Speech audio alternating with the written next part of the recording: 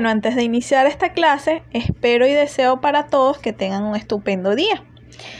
Ahora sí, la clase de hoy se trata sobre los tipos de mentalidad.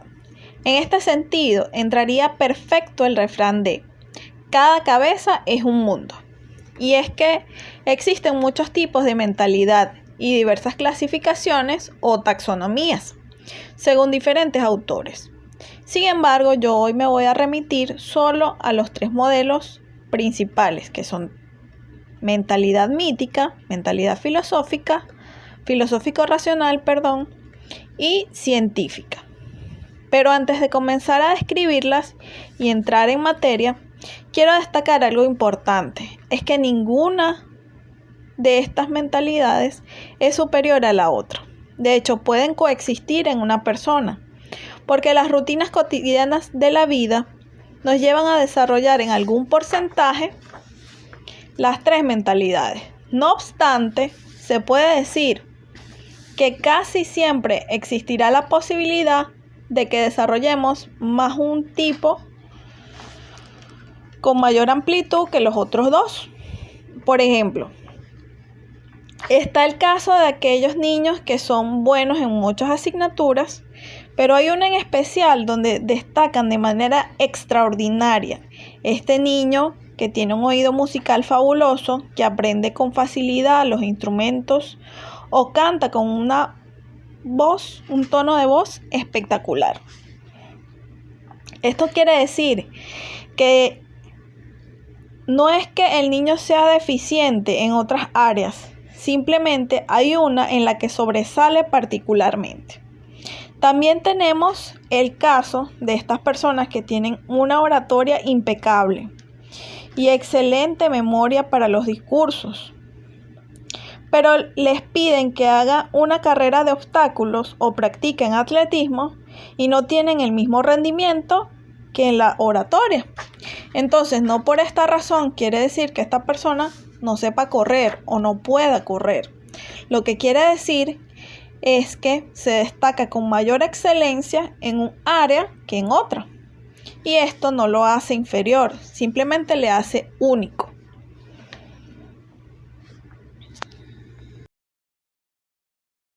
Mentalidad mítica. Para hablar de esta mentalidad es conveniente describir qué es un mito. Si nos vamos al diccionario, un mito es un relato de los tiempos fabulosos y heroicos, de sentido generalmente simbólico. Por ejemplo, los mitos griegos. Son relatos alegóricos basados en una generalidad histórica, filosófica o física. Por ejemplo, el mito del sol. Antes se pensaba que el sol era una deidad.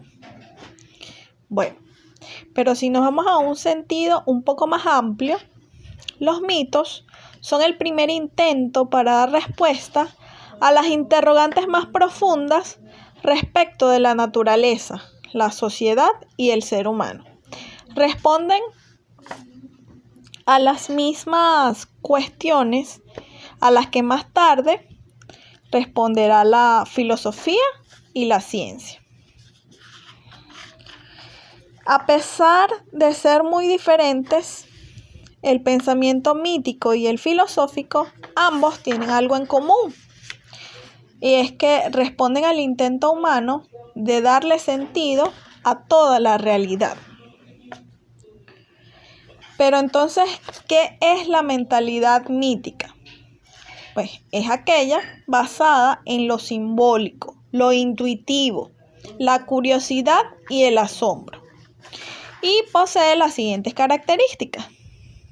Atribuye características propias del comportamiento humano a fuerzas de la naturaleza que no controla, animales u objetos a los que atribuye poderes especiales o reconoce como divinidad. Tal es el caso de la civilización ubicada en México, que tenía como dios a una serpiente emplumada en tiempo atrás. Bueno, otra característica es que se busca la clave para solucionar los problemas en elementos sobrenaturales que el ser humano no controla y que actúan por azar. Prevalece la imaginación sobre la razón. Se valora más lo expresable en imágenes concretas que lo captable por razonamientos intelectuales. Es una mentalidad poco crítica. Es una mentalidad un tanto fatalista. Se piensa que lo que sucede es irremediable porque obedece a la voluntad superior, es decir, a una deidad. Por lo tanto, tiene una tendencia a la resignación. Por otro lado, existe propensión a actuar por impulsos irracionales más que por razonamientos. Se valora el miedo y las amenazas como factor de motivación, la violencia y el militarismo como forma de defensa. Recordemos que en épocas anteriores se pensaba que cuando habían truenos en el cielo, los dioses estaban molestos con la población y esto generaba cierto temor.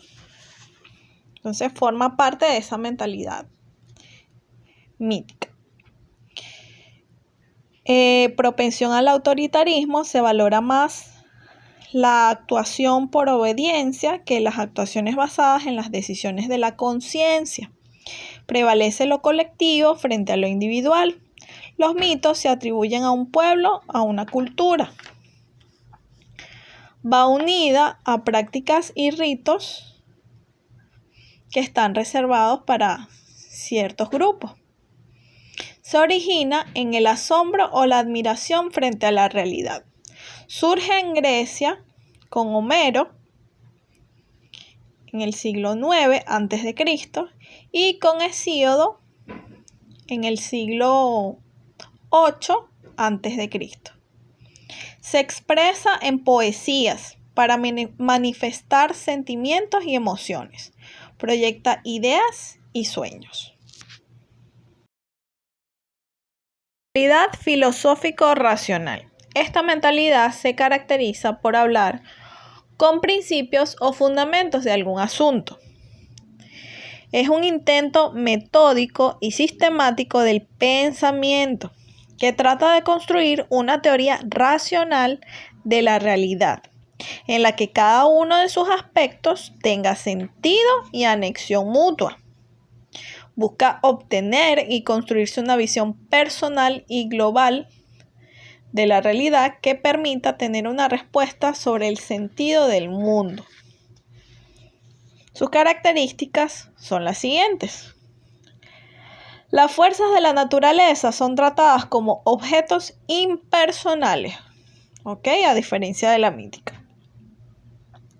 No es como en la mítica que el sol era, un dios, una deidad, etc.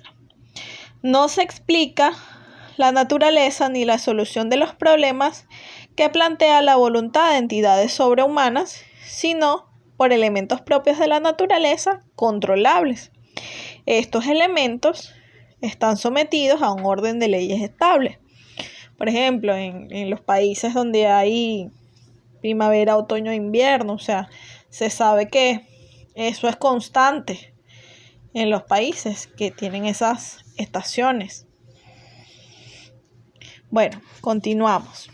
Busca la estructura interna más allá de las imágenes que se captan a primera vista. Busca las leyes internas que captan los sentidos. Prevalece la razón sobre la imaginación. Es una mentalidad crítica, es antiautoritaria y de horizonte mental abierto. No es conformista ni fatalista, sino abierta al cambio fundado en una reflexión racional. Tiene carácter individual, ligada a personas concretas. Va unida al método y a unas técnicas que deben ser públicas y accesibles a cualquiera. Es una ruptura con el mito. Surge cuando el hombre abandona las explicaciones mitológicas. Es amor a la sabiduría, aspiración al saber. Su primera preocupación fue el saber acerca de la naturaleza y del hombre. Luego buscó conciliar la razón con la fe. Posteriormente se ocupó del hombre, su mundo, sus relaciones con ese mundo, su existencia, sus problemas contingentes, su lenguaje, su forma de hacer ciencia, el conocer humano, entre otras cosas. Exposición racional ante la totalidad de lo real. Es un saber de causas, de esencias, de lo que es fundamental. Es discursivo, simbólico, sistemático, racional, estructurado, mas no verificable o cuantificable. No es impersonal, tiene que ver con el hombre y sus realidades, con sus interpretaciones y significados.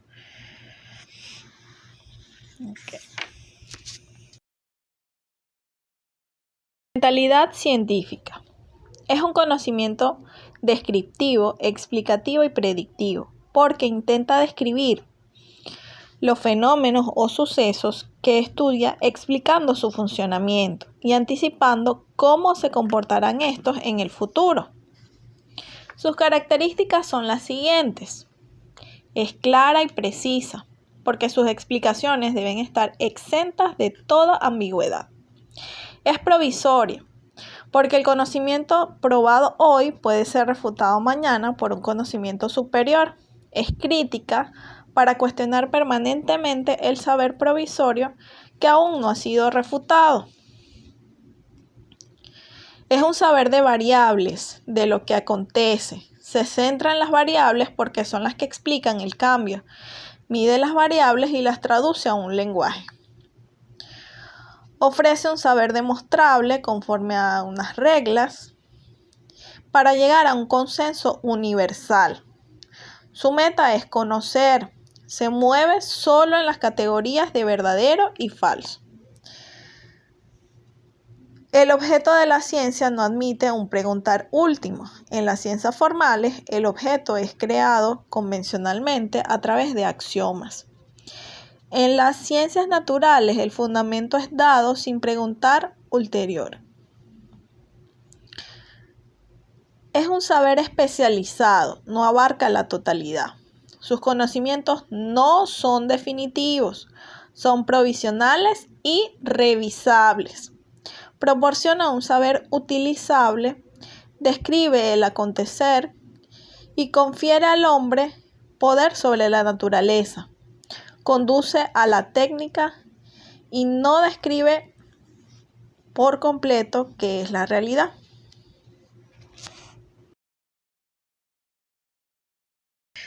Para ir culminando, me gustaría que ustedes respondieran estas dos preguntitas y bueno, me dijeran cuál es su opinión, su versión de las cosas y qué les pareció la clase, ¿ok?